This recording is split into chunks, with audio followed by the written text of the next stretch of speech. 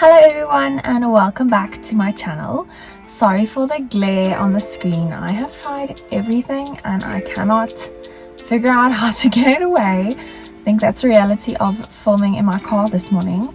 But yeah, so for today's video, we are going to be discussing my branding process and everything that I go through on a daily basis to take my clients from step one to the end of the branding process where their brand is completed.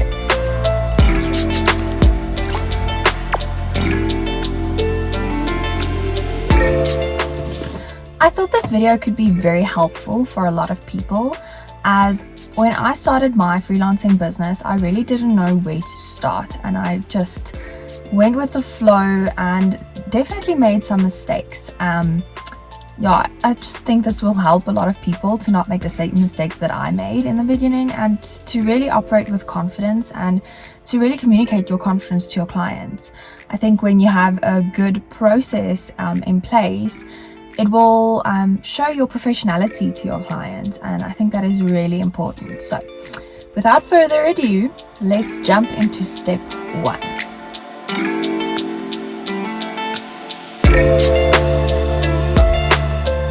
Okay, so step one is more for the client than for the designer, but yeah, this is really important, and the process that a designer goes through will vary from designer to designer. And I think it's very important when choosing your designer that you know their process, how it's going to work, and that you relate to their process and that it makes sense to you and that you know that you will be comfortable with this process. Once again, for the designers, so super important that you communicate your process to your clients and that they know when what will be happening so that they don't feel like they are left in the dark. I think this is very important. So the first step when receiving clients, which I typically receive them through Instagram, my website, or just by referrals, is to ask them to fill in my inquiry form. This will be available on my Instagram in my Linktree link. It'll also be available in my YouTube videos in the bottom and as well on my website. If a client doesn't know where to find this, I will typically just email them the link and ask them to fill in this form. I created my form on Google Forms just because I think it's the easiest way and the most affordable way to get those first steps of the process running before you actually have a client commit to paying you.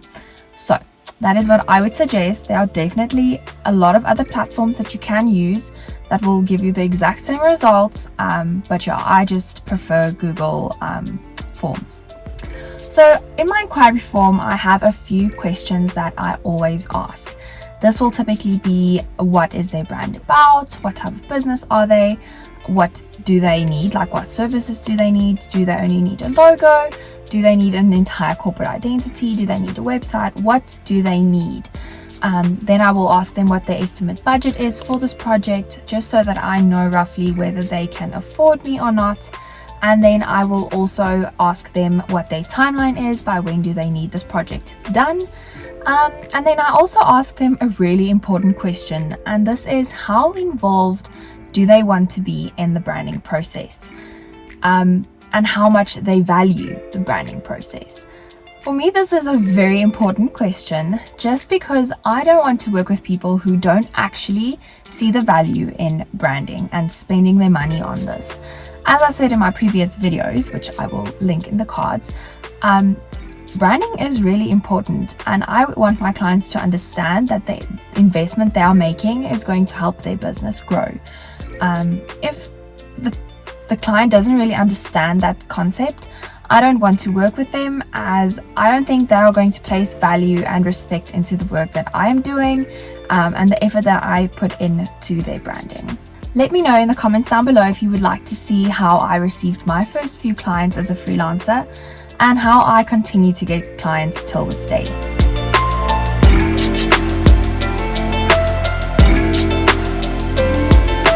After I have received the inquiry form, the client will then book an appointment with me where we will do an introductory call. This is a very important step for me in the process, as this is where we get to know each other, where we can chat about your business. And I do think it's really important for the client to get to know you as the designer as well, not just in terms of design, but just to see how you operate as a person. Obviously, not all personalities will click, and I do think it's important that the people you work with, that you do understand each other and that you are on the same page. So in this introductory call, we will ask all of the necessary questions. We will build some trust between the two of us. And once I truly think that I understand what you want from this, I will then continue to move on to the next step of the branding process, which is creating a mood board.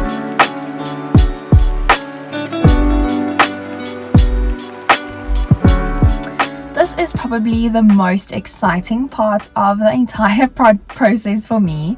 I love creating mood boards, and I think it's truly where like the entire concept of the brand comes together. So typically the mood board that I will make will contain typography, logo ideas, photography, and any like color palettes that I think would work well with the brand or that the client specified in our introductory call. These I will typically get from places like Pinterest for the logos and things and typography. I will just go through Envato Elements, which I will also have linked down below. They are amazing for mock-ups, fonts, video templates, all of those things. They are amazing, so I will have them linked in the description down below. So I will use them for typography that I will test out then I will also have some photos from Pixels or Unsplash. I do really love those sites, and I think that they have really high quality photos, and by downloading them you are contributing to someone else as well, another creator, which I think is amazing. And those are just some of the sites that I use. If I come across something else, I will definitely throw that in there as well.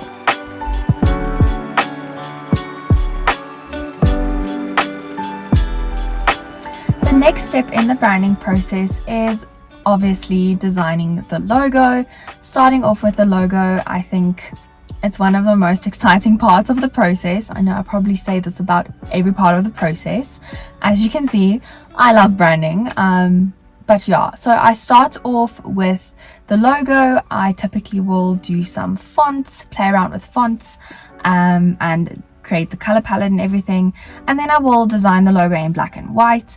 If you don't know this already and you're not a designer, it is really important to design a logo in black and white first, just so that you know that it will be able to be placed on multiple platforms and variations of the logo.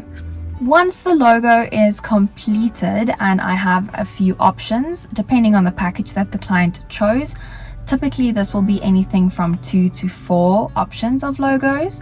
I will then put that back into the presentation and send that off to the client for approval. They will then discuss this again once within 3 days time with me and send me their final option. This will be they will choose one of the options, and then they will give me feedback on some adjustments that they want me to make on the logo. Now this can sometimes take a while, as we can combine some elements of the other logos and put it into this logo. Then we start creating some mock-ups to show how the logo will actually look in a real life situation. Once again, super important to show your clients how this will actually look once applied in a real life situation. I use Envato Elements, like I said earlier, for all of my mockups, and I will have them linked down below in the description bar.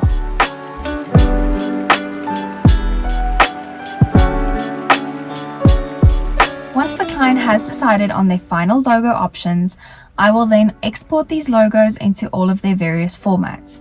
This will be their SVG formats, which is an editable format, PNG formats, which is obviously a transparent background format, and then the JPEGs, which can be used as profile pictures or just be used in any other situation where a PNG is not needed. This will then be packaged and sent off to the client for final approval.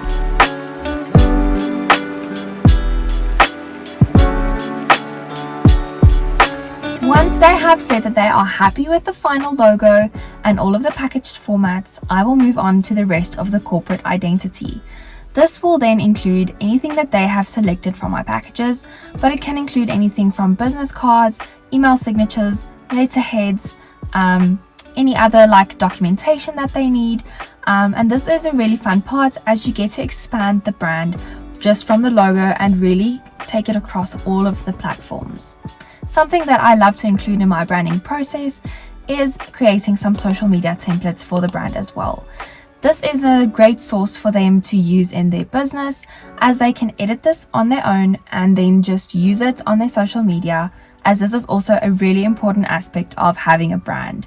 Staying consistent across all platforms, and social media is definitely one of those. I will design the templates in either Adobe Illustrator or InDesign, and then I will copy them over to Canva and make them editable for the client to edit them themselves.